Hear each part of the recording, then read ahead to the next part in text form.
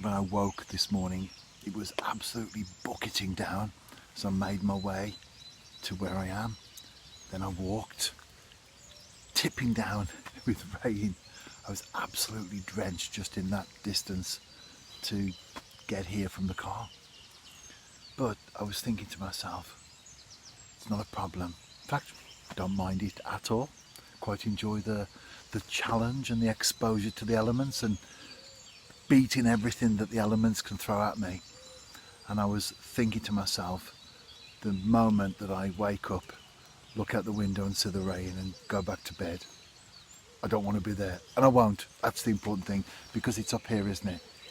Even though you get older, it doesn't mean to say that you have to slow down. Yes, of course, there are certain physical circumstances that you find yourself in through no fault of your own.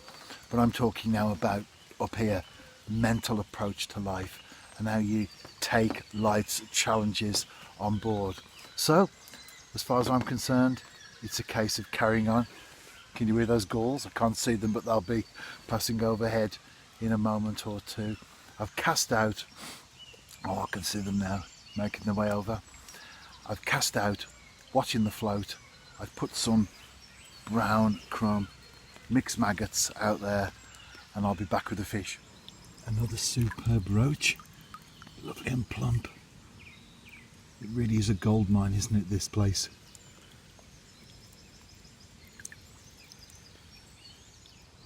I weighed that roach. It was 3/4 of a pound, which is an excellent fish for a small venue like this, especially one that isn't fished by other anglers. You can see that from the banks, from the undergrowth. You can tell that no one's been on here, and I'm not surprised really. It is, as I've said on a number of occasions, very overgrown, very difficult to access, and it most certainly isn't comfortable fishing. I'm actually lying down now. I've got my own hooking mat around my bottom area, so I'm on that initially, but then the rest of me is just in the mud. It's the only way to be, and I do want to keep a fairly low profile. I've got the brolly up, that's okay. I've got plenty of undergrowth behind me and trees, so it's fine, but not a prolific water in terms of quantity, but most definitely quality, especially, and I keep reinforcing this point, when you take the venue itself into account. You always have to do that, don't you? A £1 perch from one particular place could be a monster. From another, it might be a run-of-the-mill fish. So you always have to take that into account, not the standalone weight, but rather where you caught it from, the circumstances and everything else that goes with it. As long as you're happy with your angling, that's the most important thing, isn't it? I'm now beginning to get a picture of what this place is all about. And I did say a while back that I was saying farewell, bidding farewell to my roach pool sessions, but it seems, I didn't realise at the time of course, but it seems like I've gone back to that now, but on a totally different venue and different fish. And it is great finding out what's in here. I've just been thinking that I'll have some sessions maybe with a big worm after perch, perhaps eels. We don't always think of eels, do we, as anglers? But some of these pools that are remote, especially if there are brooks, streams that then feed into larger waterways, eels could have made their way up over the years, and there could be some monsters in these places. And that's one fish that is a specific target, isn't it? That you set your stall out specifically to catch an eel.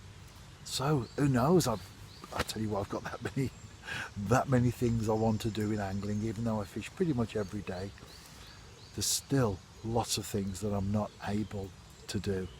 But I am watching that float. It is motionless. I wonder though if there's perhaps a predator in here, because that roach, or predators, certainly perch, I've seen fry scattering, but I wonder if there's a if there are pike in here, for example, because that roach that I caught there had been grasped by something around the tail. Now, was that a really big perch? Was it a pike? It's all part of finding out, isn't it? I think that's what a lot of us like when we target this type of water, or we go to places that are very lightly fished, or maybe we just don't know what's in there. We haven't got any clue at all about the species or the sizes. We're finding out for ourselves. I think we like the mystery, don't we? When I was a child, I would fish small pools and ponds, and in my mind there would be monsters in there. There wasn't, but in my mind there would be, and that's what I was fishing for. And although we get older and we get a little bit more realistic, which of course is important, nevertheless there's still that element of the unknown, and this water in particular has that for me. Just arrived home, looked in the mirror, and I realised how muddy I am, and I haven't done that intentionally. It really is very wet at the moment, as we all know, in the UK, and certainly that place that I fished, it gets very, very muddy indeed. Hello, Dilwyn. He's come to say hello. Dilwyn, come on then. Come on. Here's your moment of fame. You like to be on the camera, don't you? No? No, he doesn't.